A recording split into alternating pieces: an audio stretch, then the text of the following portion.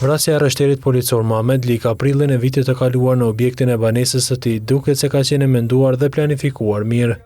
Kështu thot aktakuza e ngritur nga prokuroria themelore e Ferizajt, të cilën e ka siguruar TV1.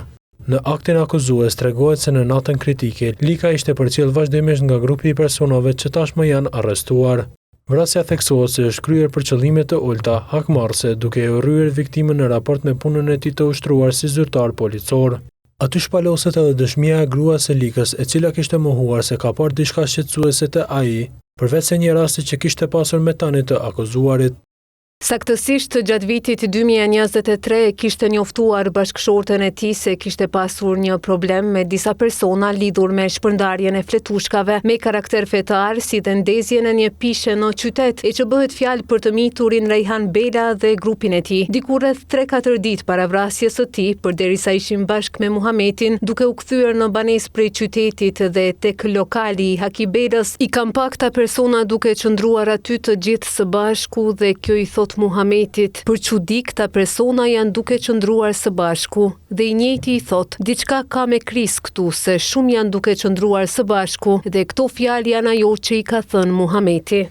Ajo ka deklaruar se një nga të akuzuarit, Edmuan Lika, e ka njohur pasi i njëjti ka punuar në lokalin e ish rreshterit, e për të cilin thot se pas vrasjes ka shkuar në atë lokal. Ka menduar se mos ndoshta është thye lokali dhe duke shikuar e ka vrejtur që dritarja e vogël është hapur dhe aty kjo i kishte lënë disa cigare dhe çamçakëza dhe vrenë se ato kanë rënë në tokë dhe një fijok të cilët e mbajnë me çelës ishte e thyer dhe aty e kanë pas një blok të zi fletore ku Muhameti ka mbajt shënim borxhet dhe atë ditë në lokal nuk ishte fletorja aty. Kjo është shumë e sigurt se atë fletore, blok të zi, e kishte marrë Edmondi sepse i vetmi ai e ka ditur që Muhameti e mban një fletore aty dhe çka ka të shkruar aty. Nuk e di se kur është thyer lokali, mirë po një ditë para se me u arrestu këta persona, e ka vënë re këtë detaj në lokal. Mendon se këtë fletore e kanë marrë për faktin se kanë menduar se Muhameti do të ketë mundur të lërë ndonjë shënim aty dhe pikrisht kjo dyshon që ajo fletore është marrë pikrisht për këtë arsye. Prokuroria thot se nga analizimi i telefonave të dyshuarve ka rezultuar me disa SMS, dokumente, foto-imazhe e komunikime në rrjetet sociale si TikTok e Snapchat.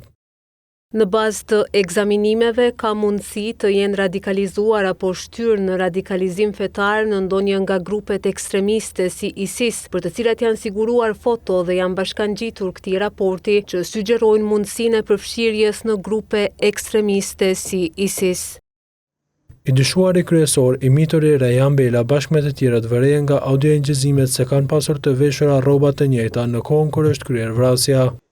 Në video incizim dëgjohet kur i thot bravo ik, momentin që takohet me të pandehurit tjerë, e po ashtu i pandehuri Haki Bela qëndron afër një lisi duke pritur dhe përcjellur gjendje në terren, e këtë e vërteton edhe vetë dëshmia e dëshmitarit i cili e konfirmon se kanë qenë dy persona të rinj në moshë duke vrapuar dhe posa janë bërë bashkë kanë komunikuar në mesvete duke i thënë e pat me kaq. E po ashtu në video dhe audio incizim është vërtetuar se i mituri në bashkëkryerje edhe me të pandehurit ka kryer këtë vepër penale.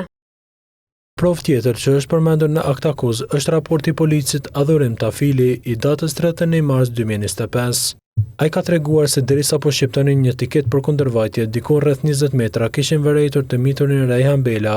dhe kishin dyshuar që e njëjti po kërkohej me urdhër të gjykatës. Ky i fundit kishte ikur me shpejtësi e ku nga xhepi i kishte rënë telefoni personal që ishte sekuestruar përkohësisht dhe ishte dërguar në stacion policor. Madje në akt akuz thuhet se vërtetimi i kryerjes së kësaj vepre identifikohet edhe përmes bastisjeve të kryera nga policia, ku janë siguruar dhe sekuestruar rroba të ndryshme që natën kritike i ka pasur veshur i dyshuari dhe grupi i tij.